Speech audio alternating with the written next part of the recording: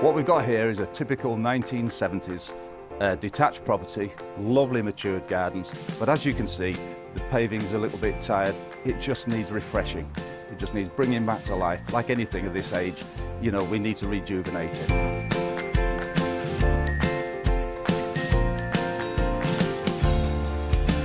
The types of products that would suit this particular house style would be a nice, smooth, contemporary-looking sandstone in a light colour. So we've decided to go for Marshall's Fairstone Sawn, which is ethically sourced, and Marshallite pitched walling, which will give it a nice, clean, contemporary-looking finish. Well, the next stage we've got to find out what's under here. We've got to look at what the aggregate is underneath, if it's substantial enough to take this paving. So I think we need to get this up and get the lads cracking, and let's get going.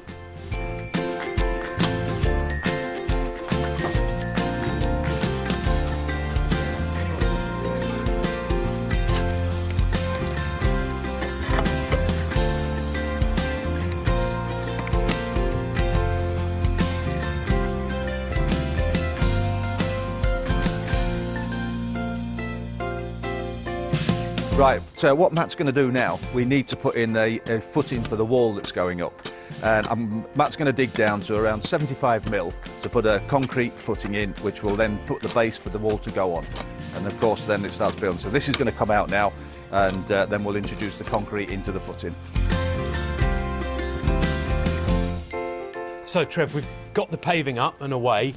What exactly are we dealing with? What's underneath? Well, as you can see, anything with that's been down a long time, as you can see here, it's just sand. That is not good enough for what we want to do. For a proper job, we need to put a good base down, and a good base consists of this aggregate. Yeah. And it's like it's an aggregate that go down. We put it down, we level it out, and then we vibrate it down. It gives a good substantial base for the paving to sit on, therefore giving it longevity, which is what we want. A proper job. Good. Well, let's get cracking.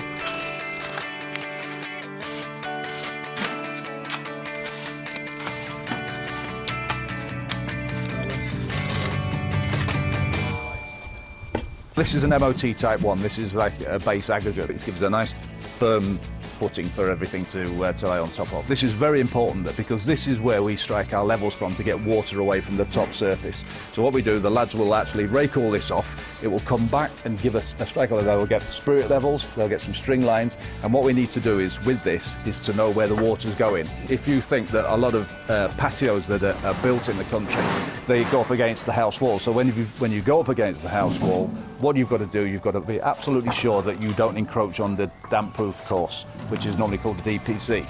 And you've got to stay roughly about 2 bricks below that to stop any damp rising through the brickwork. And that's about 150 millimetres. Right, as you can see, all the hardcore's been spread out. What we're doing now is trying to achieve the levels to make sure that no standing water stays on the top of the paving surface. Matt is laying out a string line, and the idea for the string line is so that you get the spirit level like he's got there, and he's going to put it against the string line to make sure the water is falling in the correct way. On this application, we're going to actually put the water into the borders, into the flower bed, and into a gravel strip that we've got down there. So once these levels are checked, the base will then be whacked with a vibrating plate, which you can get from any tool hire shop, and then on top of that, then you get the gravel strips put in, which will take the water away once the final paving surface is finished. Right, it's positively tropical on site now, so Matt is going to use the whacker plate. You can get these from any hire shops, tool hire shops. One thing about them is they are noisy, so the thing to do is get some ear defenders with them and use it. So Matt will start the whacker plate up now and do a couple of passes over and job done.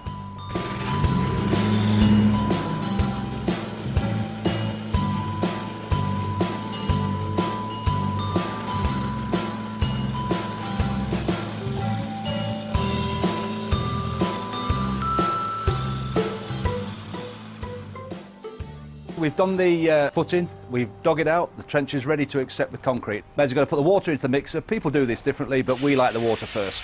So you see water going in. We've got some water into the mixer. We're going to now measure this. We actually get a correct gauge. It's 5 to 1. So we've got 5 ballast, which is ready mixed, and then we've got 1 cement. Now Mez's going to put the cement in and start the mixer rolling. As you can see, the cement's going in. You get a good mix then when it's just keep it churning over, and then we're going to put the ballast in on top of that. 5 buckets of of the ballast is going to go in with one of the cement. Once that's mixed up, we'll let it turn over, let it turn round, and then put it onto the footing bed. Right, so the mixed ballast is now going to go into the trench. Matt's going to level it out. It's important that the footing is actually is level to take the wall. If it's not level, you're going to have a wonky wall, which we don't want.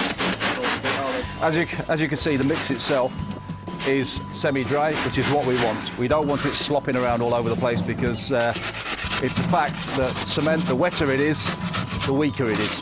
As you can see, Matt now is tamping down with a spirit level to make sure that the footing is completely level, ready to accept the wall. And once that's done, we'll just leave that. We'll leave that 24 hours for it to cure off, and then we'll be able to build on it.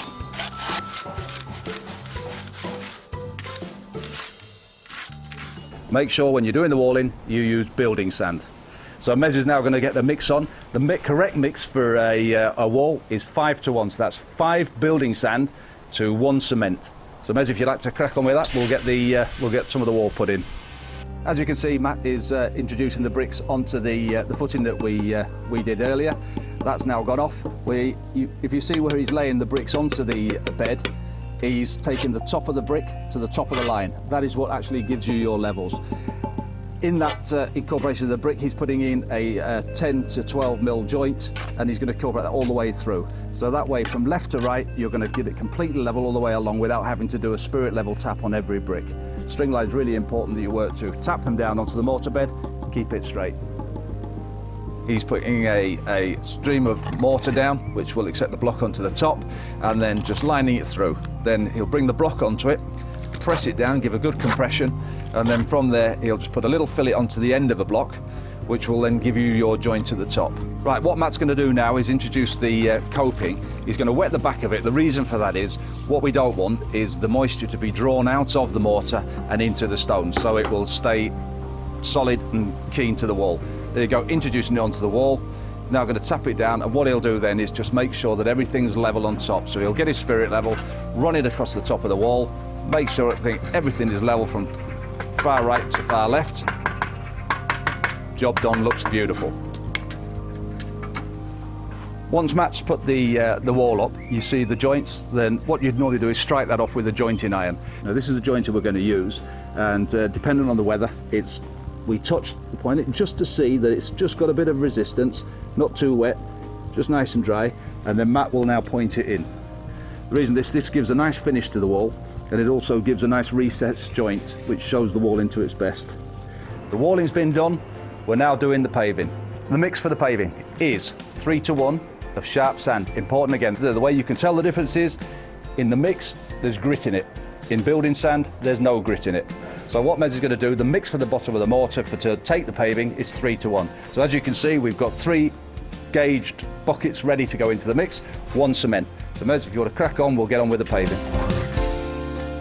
As you can see, we're now ready to introduce the paving. We've got the levels set up. As you see, the string line from there will determine our finished paving level. So Matt, when he lays his paving, it'll go onto a 30 mil mortar bed, which is a 3 to 1 sharp sand and 1 cement.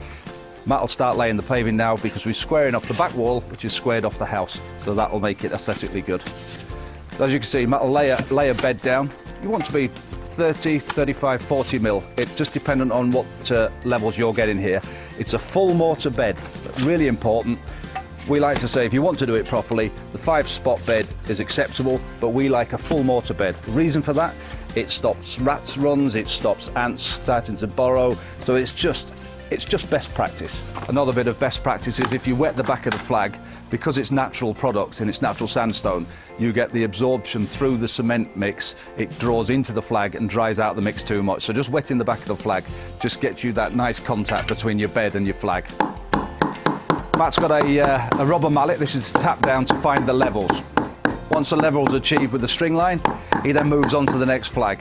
He'll also use his spirit level to find out the levels that are falling the right way. You've got longitudinally, you've got 1 in 80, and cross falls are 1 in 40. That's what we're trying to achieve here to get the water away.